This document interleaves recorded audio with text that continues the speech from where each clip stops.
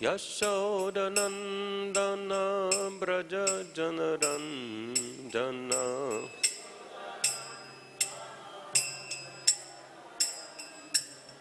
Yamunatirabanachari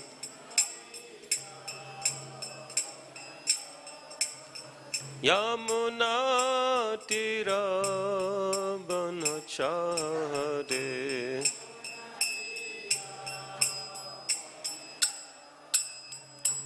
Jaya Radha Madhava Kunja Bihari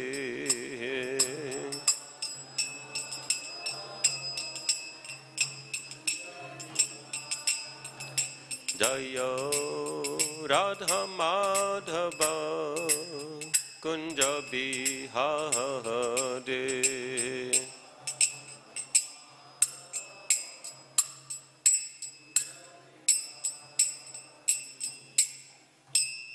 Jai Shri Shri Radha Madhava Shri Shri Radha Shyama Sundara ki Jai Shri Shri Kṛṣṇa Balaram Shri Shri Gaurniyatai ki Jai Srimad Bhagavad-gītā ki Jai His Divine Grace Bhakti-vedanta Swami Śrīla Prabhupada ki Jai ISKCON Guru Vrinda ki Jai Samaveta Bhakta Vrinda ki Jai All glories to the assembled devotees All glories to Shri Guru and Shri Gauranga Śrīla Prabhupada ki Jai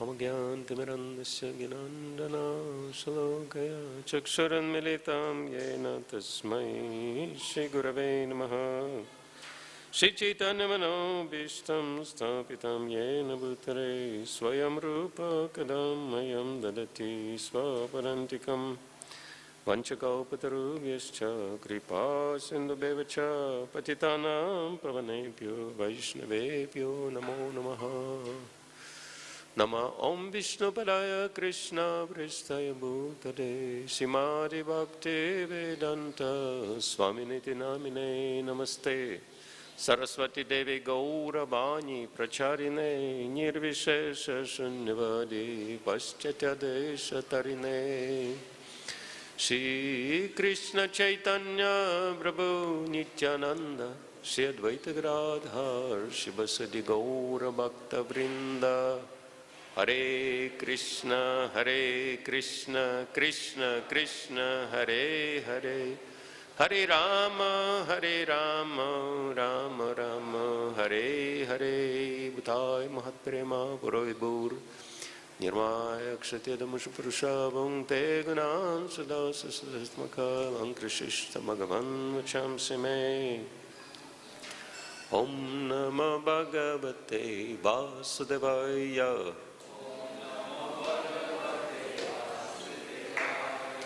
Om Namah Bhagavate Vasudevaya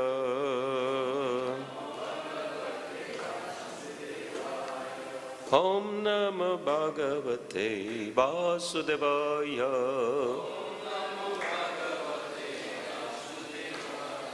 Hare Krishna. Yeah. So we are reading the 10th chapter of Bhagavad-gītā, the opulence of the Absolute, text 29. Please repeat. Anantaschasmi naganam Anantaschasmi naganam Varuno yadasam aham Varuno yadasamaham Pitrinam aryamachasmi Pitrinam aryamachasmi Yama samyamatamaham Yama samyamatam aham Anantaschasmi naganam Varuno yadasamaham Pitrinam aryamachasmi Yama samyamatam aham. Anyone else, please? Anantaśasmi naganam.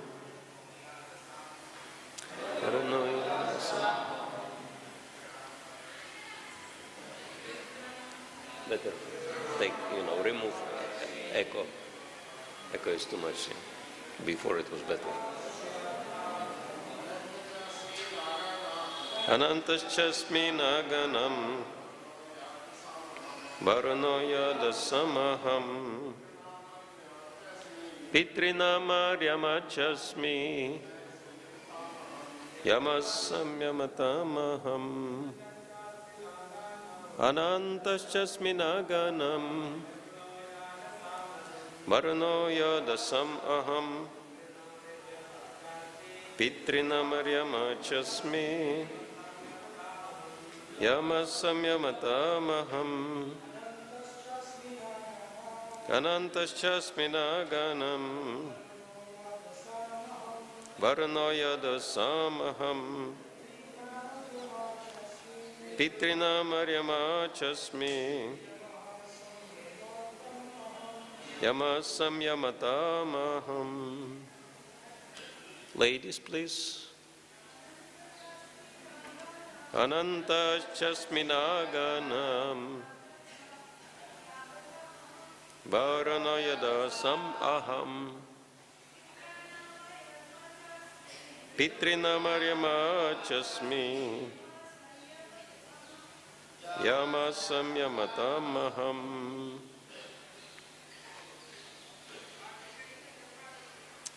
Please repeat synonyms. Anantaha. Ananta. Cha. Also. Asmi. I am. Naganam. Of the many-hooded serpents.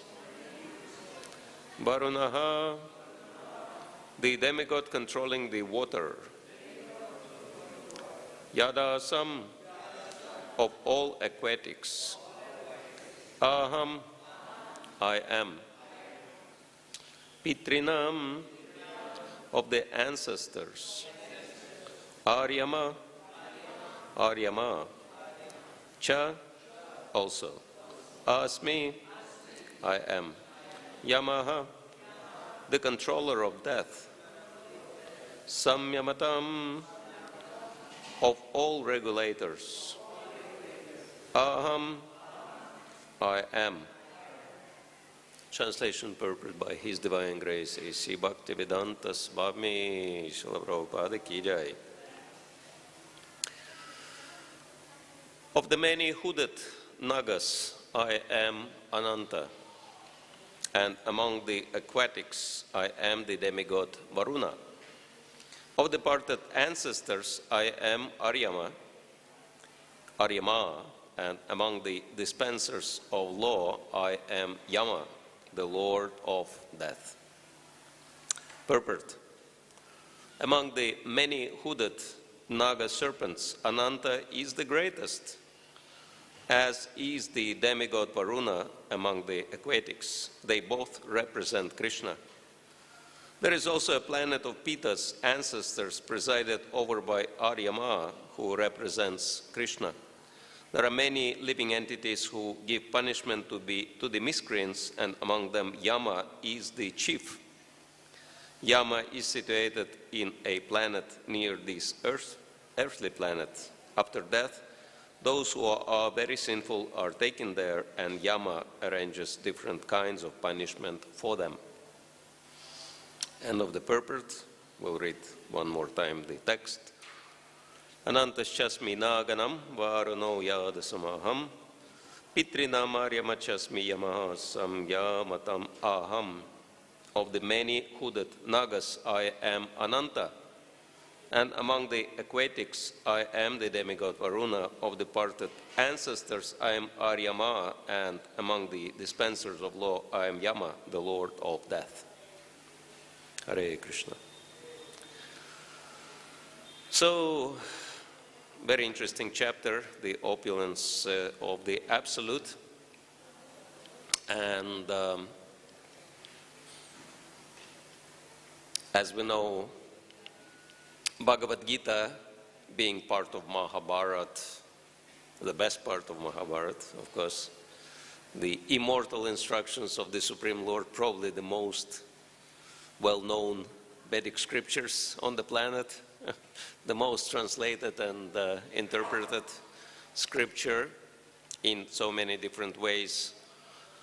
But as we know, the sequel of Mahabharata was Srimad Bhagavatam.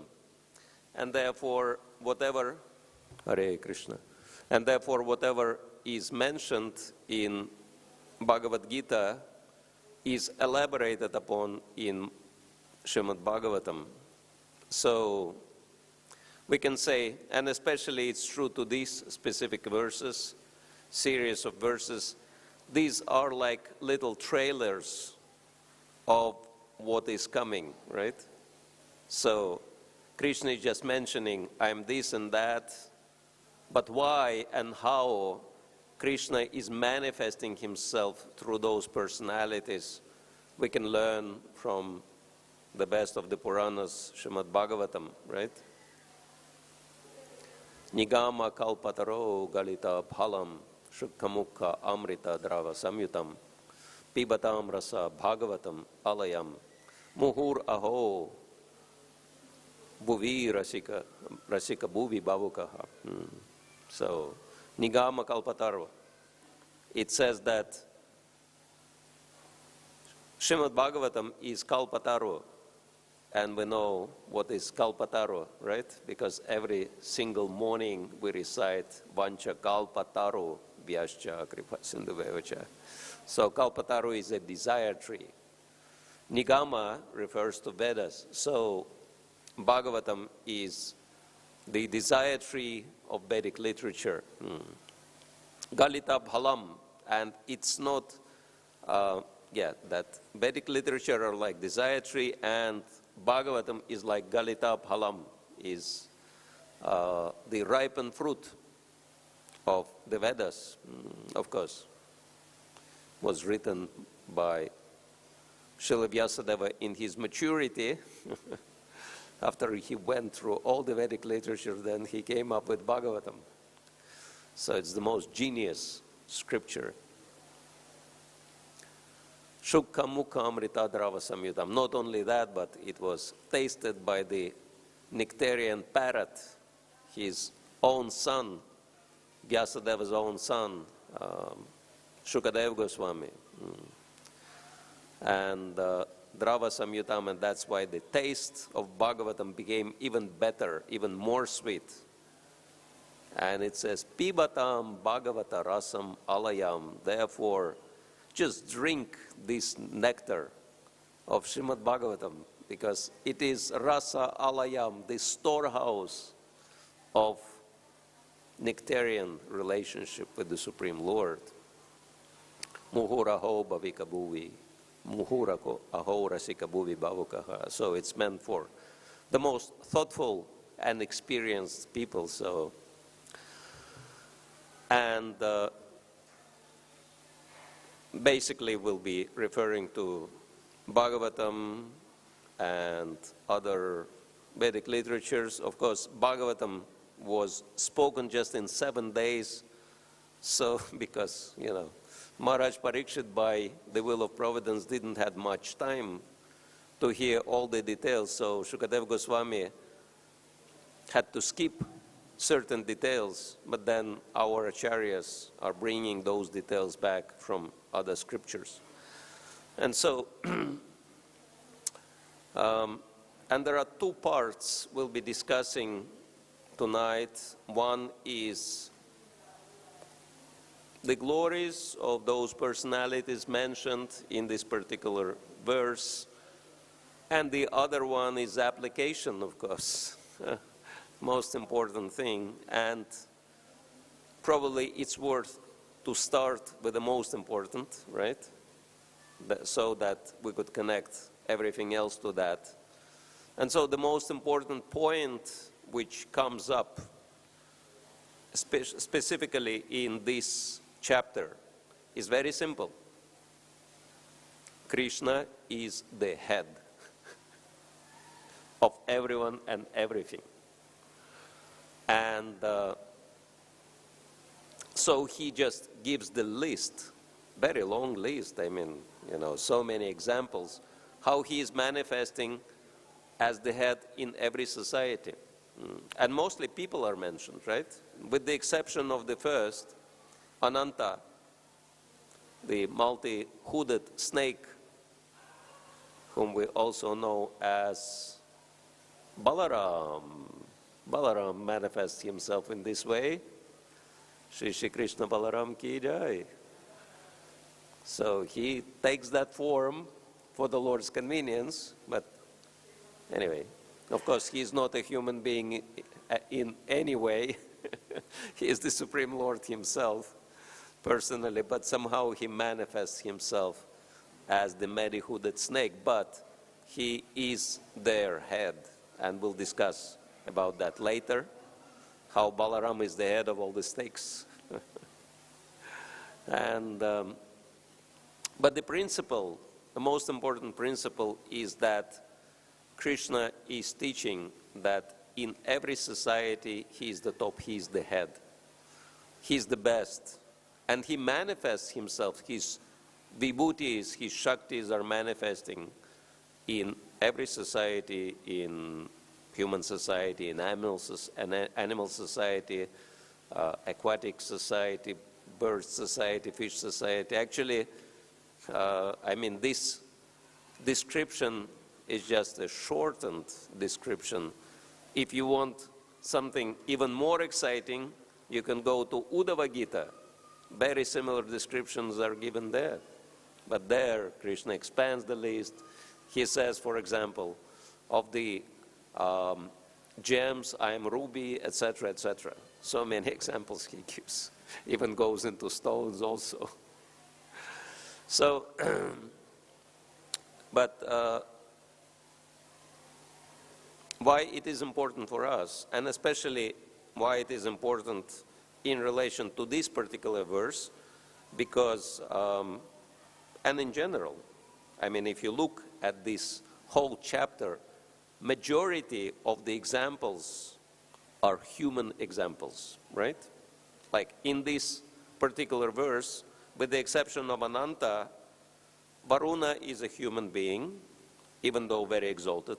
Demigods are also in this category of human beings. Then Aryama, definitely a human being, and Yama is also a human.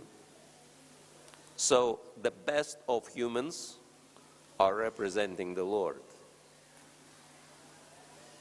And who are the best of humans in the entire society? Can you make any guess? Yeah. Who are the best of all the humans? Brahmins? Anyone higher than Brahmins? Yes, exactly. Vaishnavas are the best humans. So what is the practical lesson for us? If we want to be Vaishnavas, the best of humans, we need to represent Kṛṣṇa. We need to be Kṛṣṇa's representatives, right? So, and Vaishnavas are meant for that purpose. And we can learn from these examples how to properly represent Kṛṣṇa, because these personalities are representing Kṛṣṇa in many amazing ways. But we'll start with the Supreme Lord in the form of Ananta, Shesh, Balaram, very amazing incarnation. Of course, he's described in Srimad Bhagavatam, how he's holding on his unlimited hoods all the universes, and all the universes are no bigger than mustard seed for him, right? Like little mustard seeds. He's not, noticing their weight at all forever, and he's always engaged in glorification of the Lord. I heard that story. I haven't come across that story in Puranas. Maybe someone may confirm that Kṛṣṇa told Balaram in the form of Ananta, or Vishnu told Ananta Shesh, could you please hold to these, universes on your hoods? And Anantashesh said, for how long? And the Lord said, you can hold them as long as you speak about my glories. Once you stop finishing speaking about my glories and my pastimes, you can, stop doing that. And Anantashesh naively agreed to that proposal. And he's still trying to finish the glorifications of the Lord because, he has, thousands of heads and thousands of mouths. And of course, he's aware of everything happening in all the universes. And, all the pastimes of the Lord, he's broadcasting them. But pastimes are always happening, and he cannot finish. So he's destined to do that forever. Of course, that's quite ecstatic. I don't think he minds that. Anyone who had experience of glorifying the Supreme Lord or preaching, that's a blissful experience, right? And how many of you had this experience that maybe you had health issues or some other issues, but as soon as you start preaching, all the issues suddenly disappear and your consciousness completely changes, yeah? Anyone had that experience? Yeah, so I'm pretty sure that Anantashesh is not, objecting whatever, is on his head as long as he can preach glories of the Lord. He is happy doing that. But he is mentioned specifically in this verse as the head of all the many hooded snakes. And for your entertainment or whatever, for extra information, because as we know, Srila Prabhupada's purports are primarily based on Vishwanath Chakravarti Thakur and Baladev Vidibhushan, right? Sometimes he includes something very little from other commentators. But we heard Srila Prabhupada's very wonderful purport, but if you like, I can read for you a purport by the original commentator of Bhagavatam, Srila Sridhar Swami, Sri Sridhar Swami, because he also commented on Bhagavad-gītā. Anyone would like to hear the commentation of Sridhar Swami? It's really powerful.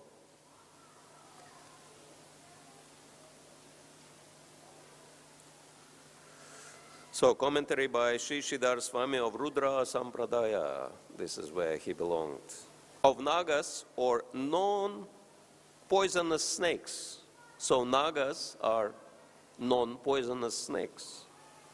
Lord Kṛṣṇa Vibhuti, or divine transcendental opulence, is Ananta, the divine serpent, upon whose head unlimited universes revolve, resembling the size of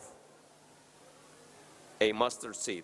Of aquatics, he is Varuna, the ruler of the waters. Of the mains or ancestors, his Vibhuti is Aryaman, the king of the mains, and of chastisers, or those who mete out punishment, Lord Krishna's Vibhuti is Yamaraj, the demigod in charge of death and punishment after death.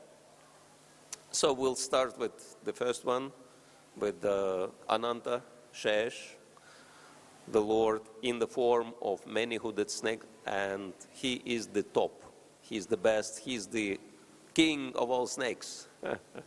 Many hooded snakes. No one can compete with the Lord. And there are many, many powerful snakes in the creation, and some of them have many hoods. Think of Kaliya, think of Vasuki, etc., right? But in front of Ananta, they bow down and they cannot do anything in front of Ananta. He is their boss and master. He is their Lord.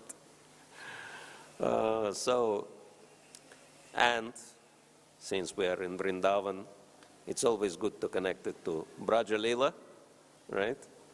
And we know that 2 snakes appeared in Krishna's Vrindavan pastimes.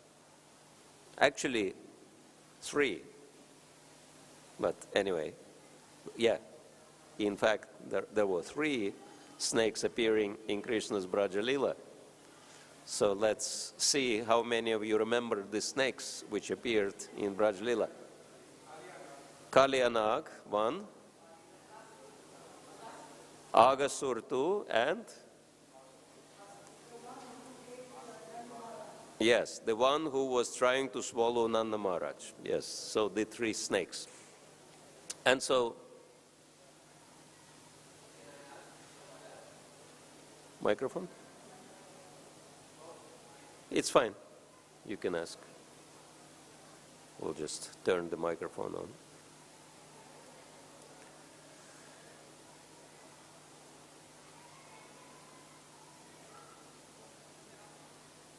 Not working.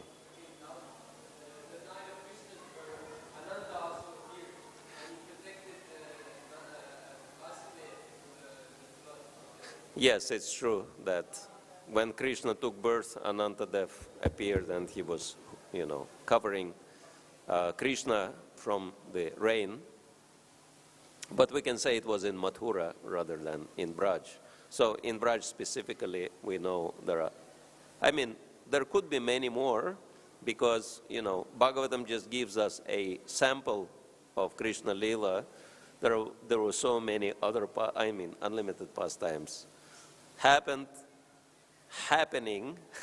right now and will be happening in Braj forever, right? So, but Bhagavatam is again giving us little glimpse into Krishna Leela.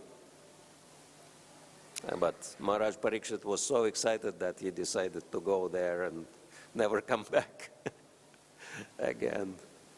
And so, yeah.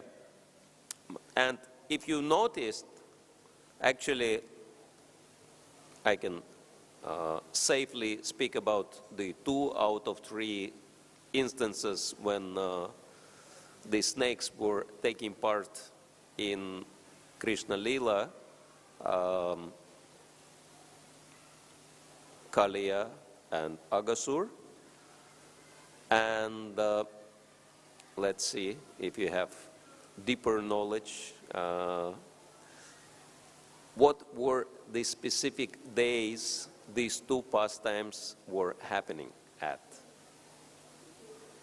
Anyone knows?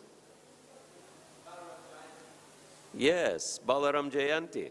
Both pastimes happen at Balaram Jayanti. Why? Because it was arrangement by Yogamaya. Because Balaram had to stay home. And all the coward boys and everyone else went to play without Balaram.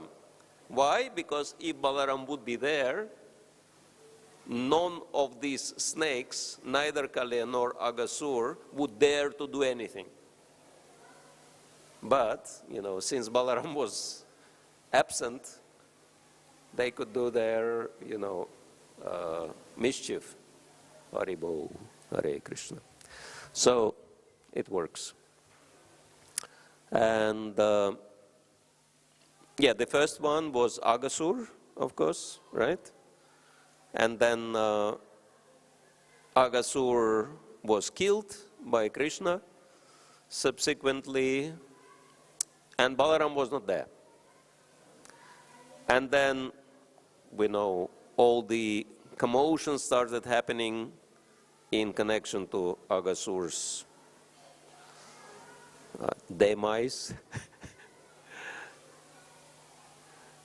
All the demigods were so happy, and they were like showering flowers and, doing huge kirtan. And it was so loud throughout the entire universe that Lord Brahma came out of meditation. He was the first one to actually petition the Lord to come down and do something about the difficult situation on earth, as we know. But because Lord Brahma's, time measurement is very different from even demigods' time measurement, so, he just came back to Brahmaloka and decided to meditate for a few minutes, and meanwhile, Kṛṣṇa already came and he already grew up and he was performing so many pastimes, and Brahma missed quite a few of those, right? But then after the killing of Aghasur, all the demigods were making so much noise that Brahma came and he was saying, what's happening? Why are you making so much noise? And they were saying, well, the Supreme Lord is already performing his pastimes. He just killed Aghasur. And Lord Brahma was so excited, because he is the direct son of the Supreme Lord. So his own father manifested himself. He wanted to see, for such a long time. And then he rushed to see the Supreme Lord, and because, he is the son of Narayan, and he expected to see Narayan in all his majesty and opulence and all these things. But he just saw a kind of, very simple coward boy, just with 2 hands and, herding cows, and covered with dust, and sitting with his friends and taking lunch in a very, informal atmosphere. They were joking amongst themselves, and actually the coward boys, they were playing different tricks on Kṛṣṇa. They would, just without any formality, they would feed Kṛṣṇa and take his prasadam, etc.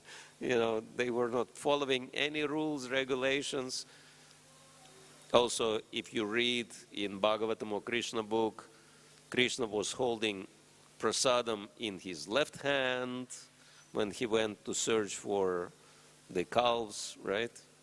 And even a new bhakta or bhaktin in ISKCON knows that prasadam should be honored with which hand? Right hand. And when Brahma saw that Kṛṣṇa is holding prasadam in his left hand, he was thinking, this is not right. This is not right hand. So, everybody knows prasadam should be honored with the right hand, so why he is holding that with the left hand? And so many other things were happening, right? That coward boys were treating Kṛṣṇa in a very too familiar way, right? As it's mentioned in Nectar of Devotion, one coward boy said, Kṛṣṇa, I have very nice preparation for you. I want to make a surprise. Just close your eyes and open your mouth, and I'll put this preparation into your mouth.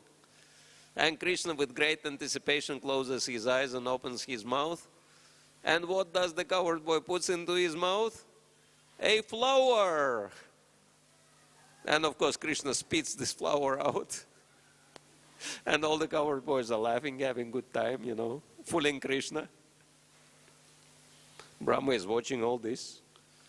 And many more things we don't have time to describe, but, the more he is watching, the more he becomes convinced.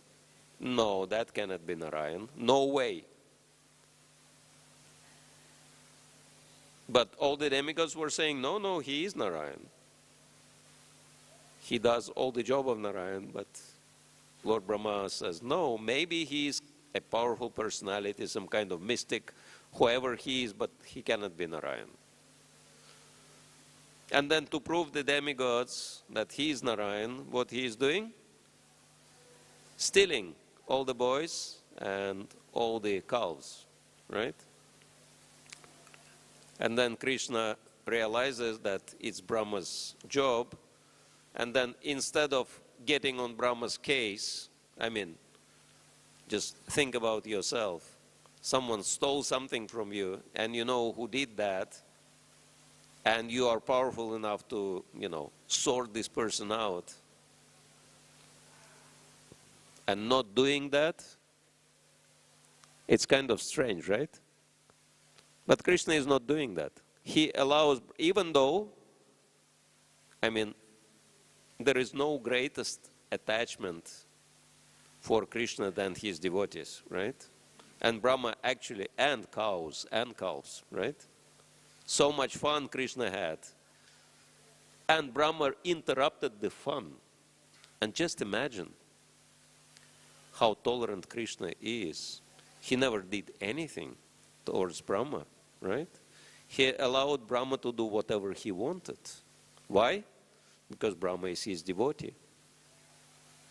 And Kṛṣṇa is very lenient towards his devotees. Did any of you notice how Kṛṣṇa lenient towards his devotees? I mean, I'm noticing that he's lenient towards myself. I mean, if I would be Kṛṣṇa, I would kick this kind of guy out straight away, but he's not doing that. And so Kṛṣṇa allowed Brahma to do whatever he wanted, but Kṛṣṇa did whatever he wanted, which is to continue his games, right? And he expanded himself into cowherd boys and cows, and he kept himself in such a form for the whole year.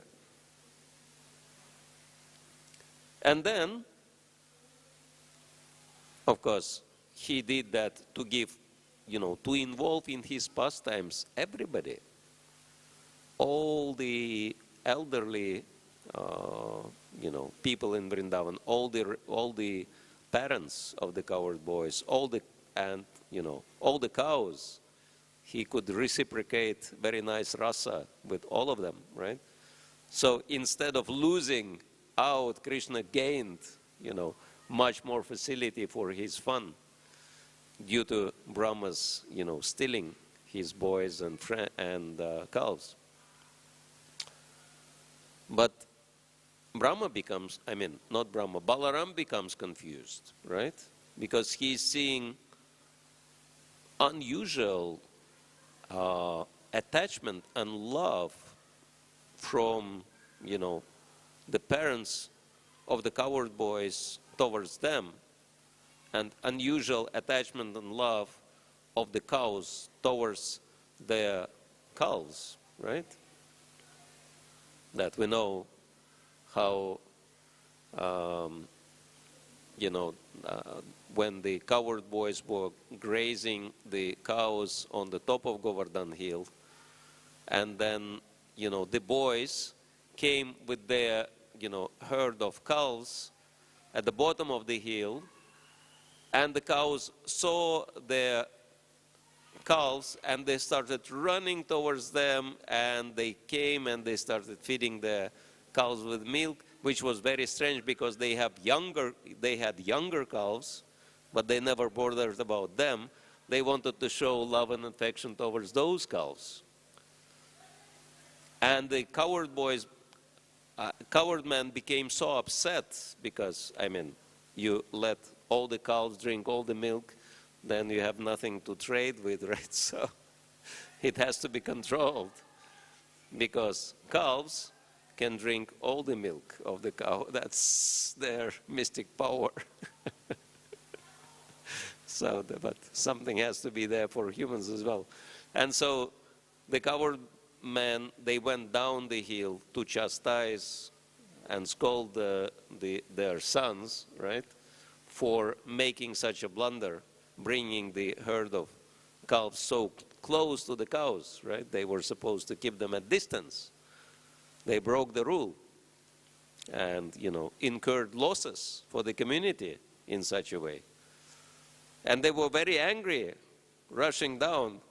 But when they saw their boys, they started embracing them and stroking them and smelling their heads, etc., showing a lot of love. So their anger just vanished in 1 second. And Balaram was thinking, something's wrong. Normally, such kind of affection and love, everyone was showing only towards Kṛṣṇa, but now they show the same love and same affection towards their children and towards their cows, cows show such affection towards their calves as well, these particular cows. And Balaram started thinking, and then it dawned on him that these are actually not cows and not the boys, but they're all expansions of Krishna. They are Krishna. That's why everyone's so much attached to them. And he called Krishna aside and he said, Krishna, is it true? Is it all you? Because, you know, they cannot be attached, so much attached to. They were not attached before like that to their boys and cows. And Krishna said, yes, it's true. Then he, you know, and then pastime, of course, continued, but, you know, Balaram was not aware. He was, you know, thinking that nothing actually happened because he was not, he missed the beginning of the pastime due to his, absence at home, etc. But anyway, the point was that, Aghasur could try to swallow Krishna and do all this because Balaram was not there. And of course, Kaliya also. I mean, attacking Krishna, he would never dare to do that in front of Balaram. Of course, Balaram came later, but Krishna and Kaliya were already like too much involved in their rasa, so Balaram was just busy, holding all the Brajabasis at bay, preventing them from, jumping into Yamuna trying to save Krishna because it was so dangerous, right? And then it's very wonderful how it's described that, it's kind of a police force, you can say, but consisting of only one person, Balaram. And, everyone was, one after another, all the Brajabasis were trying to enter the lake at the Yamuna to save Krishna.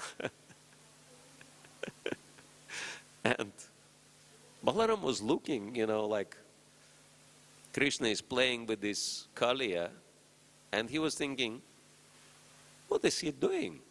Playing with this water snake? I'm also a snake. He never plays like that with me, but he's playing with this guy. So in the beginning he was entertained because he knew exactly that nothing will happen. Krishna is just fooling around with this snake. But, Brajabasis were taking it really to the heart. Yashoda, Nanda, everybody, gopis were there and they were trying to jump into the lake. And Balaram was, pushing them away. Don't do that. Wait, everything will be all right. Just, wait and see. But they were not, going stronger and stronger. And the line was going so strong that Balaram realized, I cannot hold it anymore and I'll miss it. Some of them will actually jump into the lake. And meanwhile, of course, Krishna was in the grip of Kaliya. And he started shouting, Krishna, please stop this pastime. Of course, you're enjoying there, but just see the suffering of your,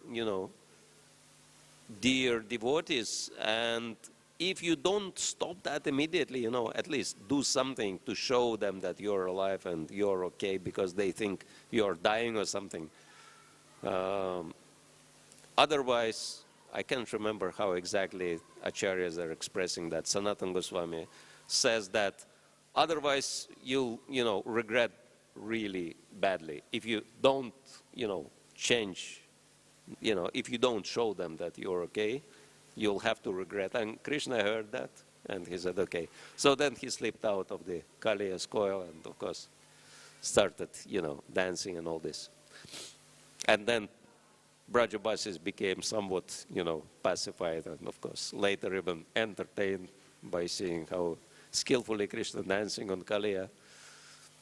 And so, yeah, these are very vivid examples how, Balaram had to be kept back to allow other snakes to do something, whatever they wanted to do in Krishna Lila. So yeah, Balaram is the head of all of them, and so he's their authority. And I mean, we have Varuna, who is the head of all the aquatics because he is the demigod, so he's in charge of everyone and everything, whatever lives in the water. Actually, if you think about it, he's the biggest demigod on the earth planet because, majority of the earth is covered with water, and so water species are much greater than, land species, just by that fact. I'm not sure what's the ratio, that I think 3/4 is covered with water and 1/4 is land. So yeah, Varuna's kingdom is 3/4 of this planet. So, and only 1/4 is shared by everybody else. So he's pretty powerful, right? In that sense, and that's why, he's on the top of the list when Kṛṣṇa speaks about the demigods, especially the aquatics. And of the departed ancestors, he says, I'm Aryama, and Aryama is kind of little bit mentioned in Bhagavatam, as we know. But he's one of the, I didn't know much about Aryama myself, so if you wish, I could quickly read a few points about Aryama.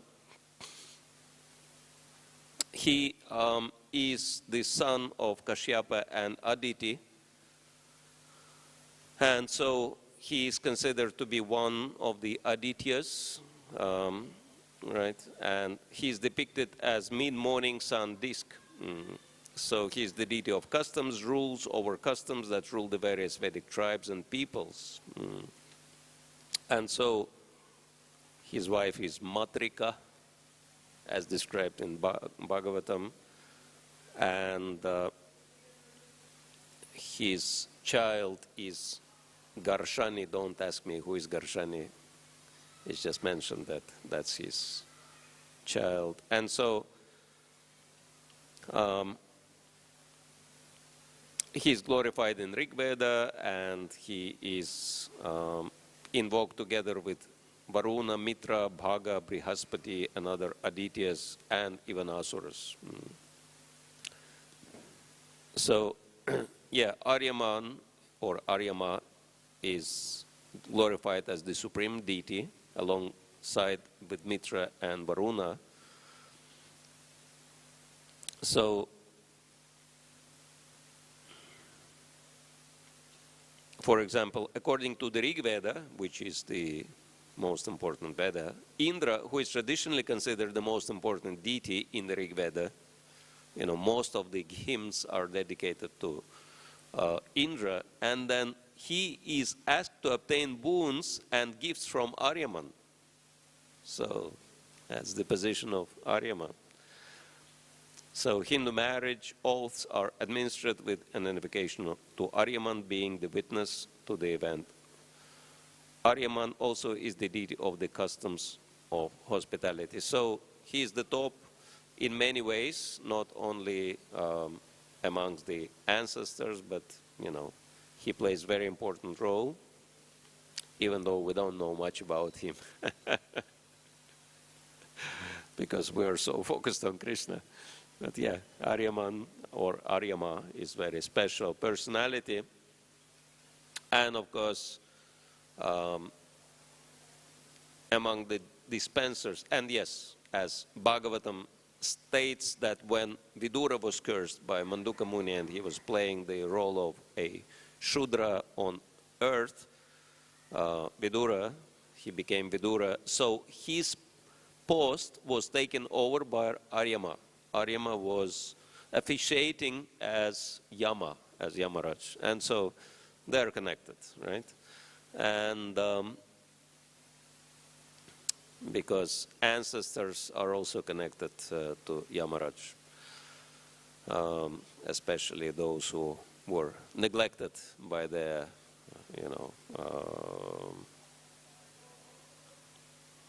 children, grandchildren, etc. And of course, we come to the last but not the least, who is Yama. And so, probably you can easily figure out why Yama is mentioned as the top amongst the dispensers of law. Anyone has any idea why Yama? Yeah, he's in charge of that naturally, and Kṛṣṇa says, you know, kalos me, that I am time, I am death personified, right? So death is the ultimate law, and law is, of course, to punish mostly, of course, the law is rewarding good people, but mostly it's used to punish the miscreants, and this is what Yamaraj is doing. Very interesting that Yama is very popular not only in India, but in many cultures and countries around the globe. For example, in Japan, he's very well known. He's called a little bit different. Instead of Yama, they call him Emo. But he's the Lord of Death and punishing the miscreants. I mean, when we went to see, ancient temple of Japanese emperors in the previous capital, which is Kyoto. And so next to, and of course, it's very interesting that there are so many Buddha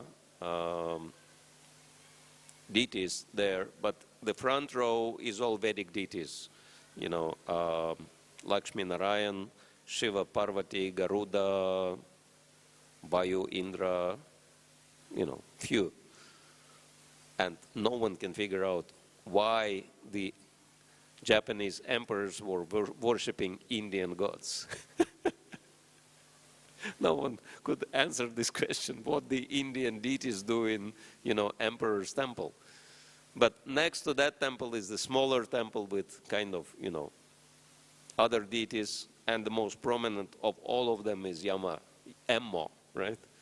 And you can see clearly, he is Yamaraj, He's sitting down like that, and he's slightly smiling. You could say he's like smirking rather than smiling. And in his hand, he's holding an enormous mace. I mean, such a huge thing. And, he's kind of weighing it in his hand, and smiling. And, you could see that. Just waiting for the, sinful people to sort them out, etc. So, yes, Yamaraj, and of course, connecting to Christian tradition, as we know, Bible says the wages of sin is death, right? So sinful people, they die, but even then their sufferings do not stop there. They continue, that continues in hellish plans and all this. And there are so many things we could say about Yamaraj. There are even modern day stories how one devotee had to meet Yamaraj two times. But, before he became a devotee. And that was the reason why he became a devotee. But anyway, we're running short of time. We only have 3 or 4 minutes left before the end. If someone has any, it's a huge topic. That's why I'm saying that this is like a trailer for the real thing, for what Bhagavatam describes, for what, other Puranas are describing. So Bhagavad-gītā is just giving us a little taste of that. So let's see if anyone has comments, questions, suggestions, complaints, corrections, whatever you want to say is fine. No rules and regulations. Yes, microphone. Hare Krishna. Well, thank you, Maharaj. So, as devotees, we hear so often that there's no sinful reaction that can, Bhakti will destroy all the sinful reaction. But, what is the importance of that? Like, let's say we walk around Tulsi in the morning and we say... We want? We circumambulate Tulsi, and it says the sins become destroyed. Yeah, the sins become destroyed. So my question is like, is this the devotee's desire that he will become free from reactions, or? Is devotee desiring to become free from sins? Well, devotee wants to become free from material conditioning to improve in his service of Kṛṣṇa, but he doesn't want, because sins are perceived as the cause of suffering, but devotee, at least pure devotee, doesn't mind any kind of suffering if it is connected to serving Kṛṣṇa. In that sense, devotee is not bothered by sinful or pious deeds, as long as he can please Kṛṣṇa. But of course, it has really to be for the pleasure of Kṛṣṇa, not that we kind of, justified our action by so-called Kṛṣṇa service. That's why we always require guidance, someone we can check with if it's actually pleasing for Kṛṣṇa or not. Yeah? Hare Krishna. So 1 minute left. If anyone wants to say anything else besides Srila Prabhupada ki jai, you're welcome to do so. Otherwise, we can finish here. Thank you all very much. Srimad Bhagavad-gītā ki jai, Srila Prabhupada ki jai, Nitai Gaur Premanande. Hare Krishna.